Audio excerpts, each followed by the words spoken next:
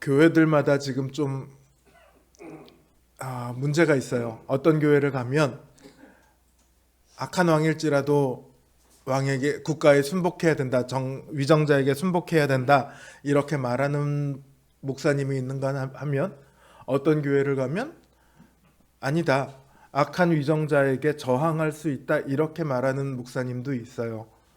그 과정에서 교회들 안에 좀 분란도 일어나고 이러고 있는 것 같습니다. 오늘은 국가와 신자와의 관계에 대해서 이 모든 것을 총합해서 국가와 신자와의 관계에 대해서 말씀드릴 건데, 주되게는 칼빈의 기독교 강요 4권 제20장 국가 통치의 장하고요, 웨스터민스터 신앙고백 23장 국가와 위정자 편을 중심으로 해서, 이게 이제 장로교가 받고 있는 거니까 국가와 신자의 관계에 대해서 말씀드리고자 합니다. 가장 먼저 말씀드릴 것은 영적 통치와 세속 통치는 다르다는 겁니다. 영적인 통치하고요, 세속적인 통치는 다릅니다. 영적인 통치는 하나님의 말씀을 근거로 해서 교회를 통해 이루어집니다. 그러나 세속적인 통치는 세상의 법을 근거로 해서 국가를 통해 이루어져요. 그리스도 왕국의 통치를 이 세상의 제도에서 찾으면서, 혹은 그 제도 안에 그리스도 왕국 통치를 이렇게 끌어넣는 것은 어리석은 일입니다. 쉽게 얘기해서 자본주의와 공산주의가 있는데, 자본주의가 좀 더 공산주의는 모든 종교는 아편이라고 하고 종교를 배격하니까 자본주의가 좀 더 종교 활동을 하는데 유리한 것은 맞지만, 그렇다고 해서 자본주의가 곧 하나님께서 원하시는 제도다 이렇게 말할 수는 없다는 뜻이에요. 우리의 사회적 지위가 어떻건, 어떠한 사회에 있건, 어떠한 법률 하에서 살건, 그리스도의 나라는요, 이런 것들에 아무런 저해를 받지 않습니다. 그런 것들에 의해 제한되지 않아요. 자본주의의 사회에 살건 공산주의의 사회에 살건 그리스도 나라의 통치는 성령님을 통해, 교회를 통해 이루어집니다.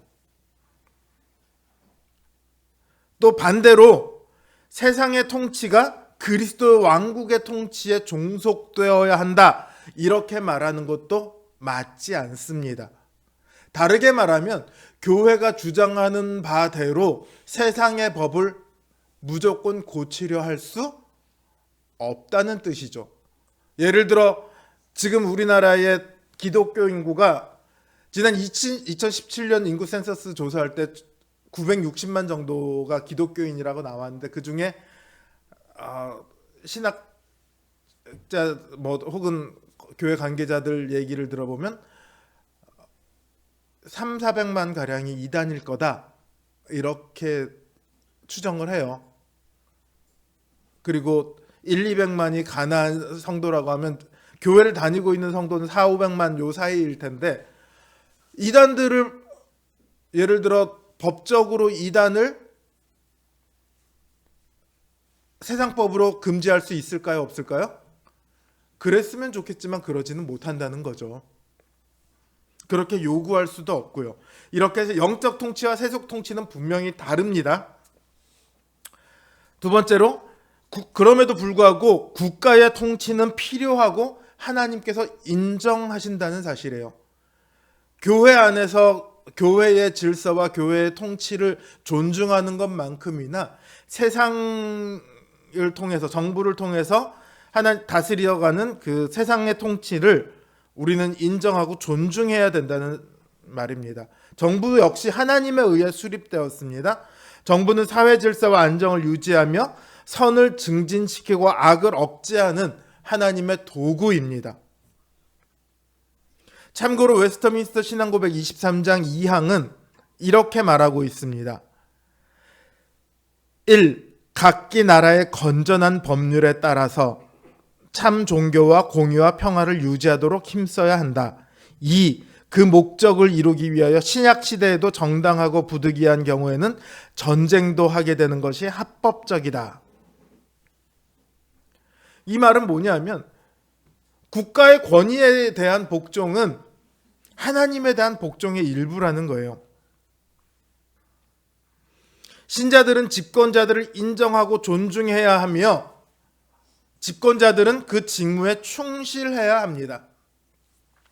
근데 이제 문제는 집권자들이 불의할 때가 문제죠. 집권자의 지위 자체는 3번입니다. 불의한 통치자에 대해서도 복종해야 합니다. 집권자의 지위 자체는 영예와 존경을 받아야 합니다. 공공의 유익을 위해 통치하는 사람들은 하나님의 사랑의 진정한 표본의 증거고, 이건 맞겠죠? 반대로 불의하고 무능한 지배자들이 있어요. 칼빈은 놀랍게도요, 불의하고 무능한 지배자들에 대해서 뭐라고 얘기하냐면 국민의 악함을 벌하기 위해 세우셨다, 이렇게 말을 합니다.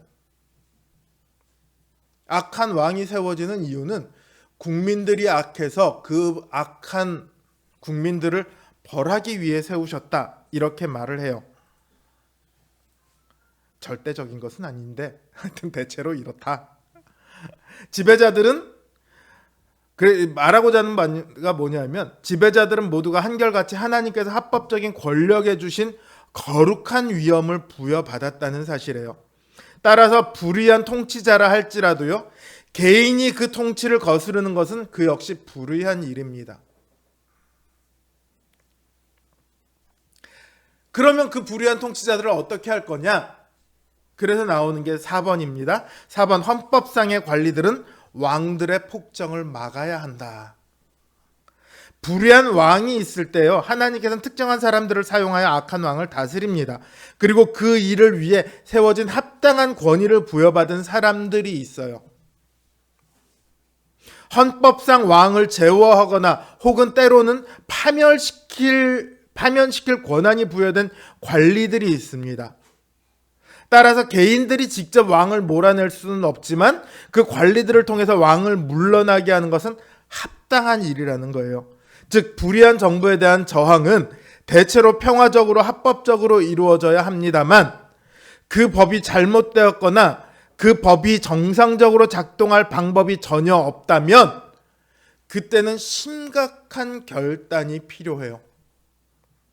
그래서 스코틀랜드의 장로교를 세운 사무엘 러더포드의 경우는 뭐라고 얘기했냐면, 국가가 우리에게서 교회를 빼앗으려 한다면 총을 들고 싸워서라도 지켜내야 한다, 이렇게 말을 해요. 그리고 프랑스에서 종교개혁을 지켜나가던 위그노라는 집단이 있습니다. 개신교 집단인데 이들이 프랑스 왕에 의해서 박해를 받아요. 근데 과연 이 왕에 대해서 우리가 어떻게 했으면 좋겠느냐? 칼빈이 그 시대는 없으니까 칼빈의 수제자였던 베자라는 사람에게 묻습니다. 그때 베자가 뭐라고 얘기하냐면, 통치자는 사회의 복지를 위해 존재하므로 만일 통치자가 사리사욕을 위해 권력을 남용한다면 통치자의 기능은 더 이상 존재하지 않는다. 그러므로 사회 구성원은 합법적으로 독재자에게 저항할 권리를 가진다, 이렇게 말을 합니다. 그래서 실제로 총을 들고 싸워요, 정부와.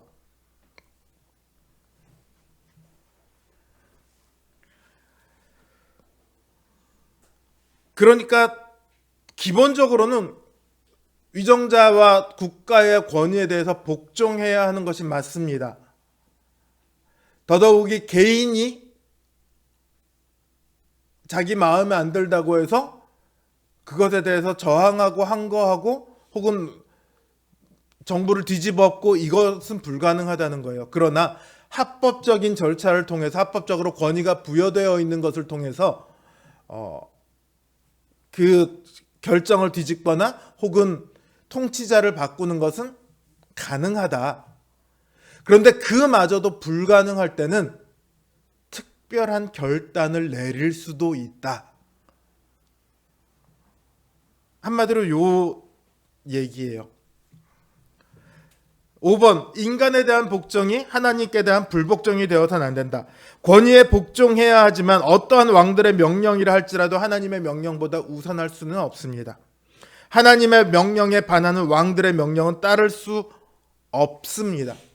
그래서 이런 일이 일어나지 않기 위해 국가를 위해 신자들은 늘 기도해야 합니다.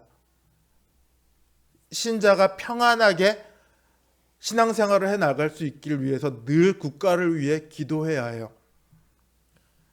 6번째, 교회는 국가의 일에 관여할 수 없습니다. 이건 이제 1번하고도 세속 통치와 영적 통치가 나눠진다는 말하고도 연관이 되어 있는데, 교회는 교회의 일에 대해서는 국가의 통치를 따르거나 혹은 하나님의 말씀을 거스르는 경우 따르지 않고 항거할 수 있습니다.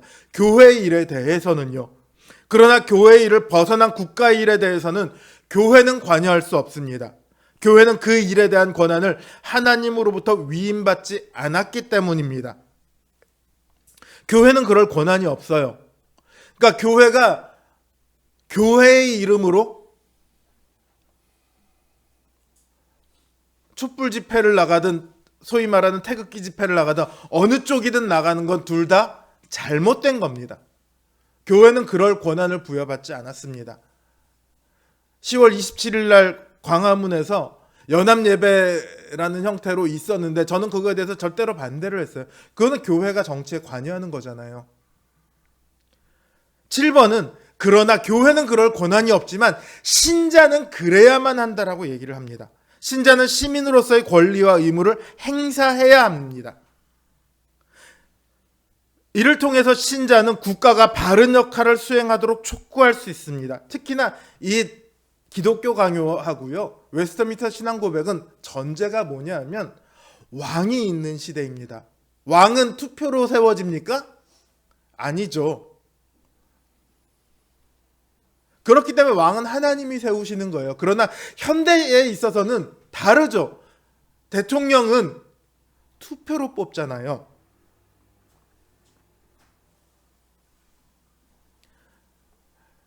그래서 기본적으로 현대 민주주의는 그 대통령과 관리들을 통해서 다스리는 간접 민주주의의 요소를 가지고 있어요.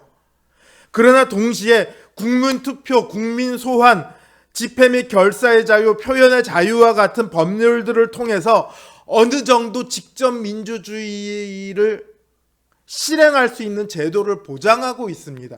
즉 법에 따라서 국민들은 얼마든지 정치에 관여할 수 있는 제도가 만들어져 있다는 얘기죠.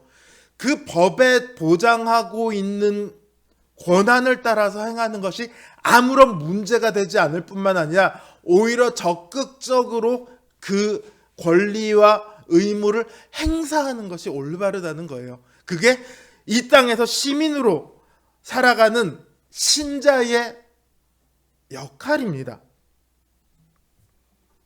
이와 같이 보장된 제도를 통해서 가급적 평화적으로 국가의 불의한 통치에 항거하는 것은 결코 하나님께서 세우신 권위를 무시하는 것이 아니라 권위에 반하는 악한 통치자를 권위에 따라 바로잡는 것입니다. 그래서 오히려 하나님의 뜻에 합당한 것이고요. 그 얘기를 많이 해요. 히틀러 다들 아시죠? 히틀러의 가장 든든한 지지 기반이 누구였는지 아세요? 독일의 기독교인들이었습니다. 히틀러는 기독교를 기반으로 세계 전쟁을 꿈꿨습니다.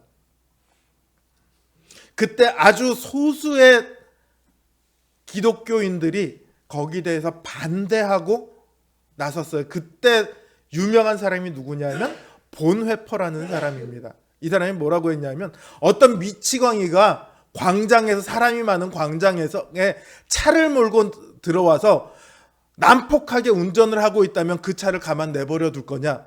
당장 뛰어 들어가서 그 차의 운전수를 끌어내려야 하지 않겠냐? 이게 본회퍼의 말이었고요. 지금도 국가에 대해서 저항하는 사람들에 관해서 많이 인용되고 있는 말이에요. 그러니까 때로는 그 법의 한계를 넘어서서 직접적으로 행동해야 할 때가 있을 수 있다. 근데 이거는 권력을 위해서가 아니라 더 많은 사람들을 지키기 위해서, 옳은 것을 지키기 위해서, 악하고 무도한 무리들에 의해서 나라가 위태로워진 것을 막기 위해서 이런 의도로 하는 것에 대해서는 어느 정도까지 열어놓고 있다. 이것이 신자의 의무고 권리이다. 자, 8번은요.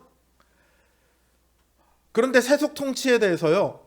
똑같은 정보를 받고 있는데도 견해가 다를 수 있습니다.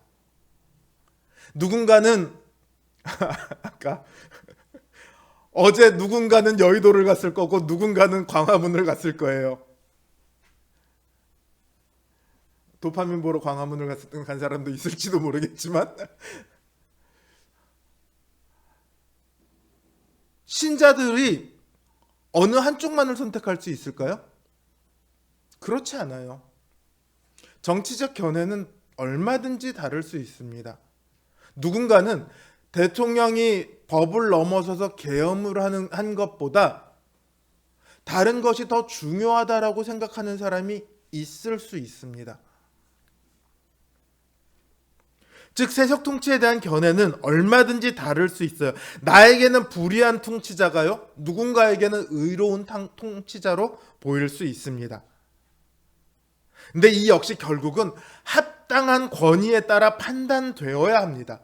즉 법에 의하거나 투표에 의해 혹은 법적인 절차에 따라 판단되는 것이 가장 바람직합니다. 무엇보다 신자에게 가장 우선은요, 세속의 통치가 아닌 하나님 나라의 영적 통치입니다. 앞에서 말씀드렸듯이 그리스도의 왕국의 통치를 이 세상의 제도에서 찾으면서 거기에 한정하는 것은 매우 어리석은 일입니다. 너 좌파야? 너 우파야? 그럼 너는 하나님을 따르지 않는 거네? 이렇게 말하는 것은 너무도 어리석은 일이에요. 왜냐하면 그리스도의 복음은 유대인에게나 헬라에게나 종에게나 주인에게나 누구에게나 다 들어갔거든요.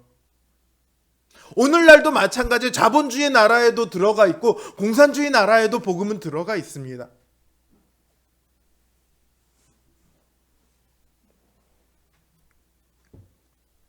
따라서 세속 통치에 대한 정치적 견해가 다르다고 해서 그것을 가지고 신자들을 편가르는 것은 그것이야말로 가장 하나님이 원하지 않는 일이라는 거예요.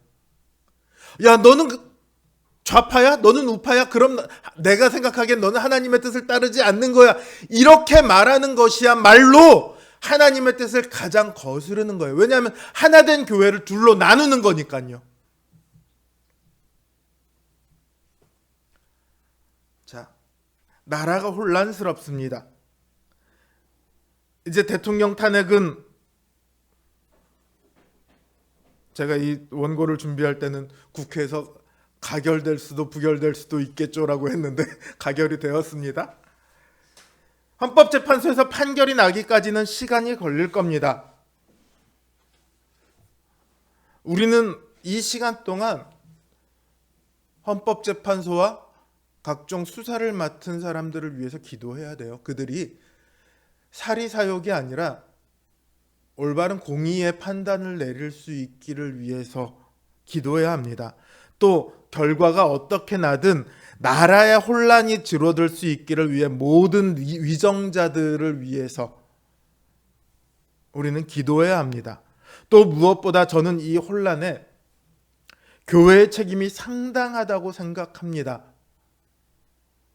아까 칼빈이 말했죠. 악한 왕이 나타난 이유는 국민들의 악함을 처벌하기 위함일 수 있다. 저는 교회가 기독교 역사와 구약의 역사를 볼 때 교회가 역할을 못하면 늘 시대가 평온하지 않아지더라고요. 저는 무엇보다 교회가 하나님의 뜻에 따라 바로 설 수 있기를 위해 지금이야말로 정말 기도해야 될 때라고 생각을 합니다. 우리가 이 시대를 누구를 손가락질하고 누구를 편가르는 것 이전에 하나님의 뜻에 따라 기도하고 하나님의 뜻을 바르게 세워나갈 수 있기를 위해서 우리가 한 사람의 신자로서 또 시민으로서의 의무를 다하기 위해서 지금은 기도해야 할 때라고 생각을 합니다. 나라를 위해서 그리고 교회를 위해서 기도하는 우리 성도님들 되시기를 주님의 이름으로 기원합니다.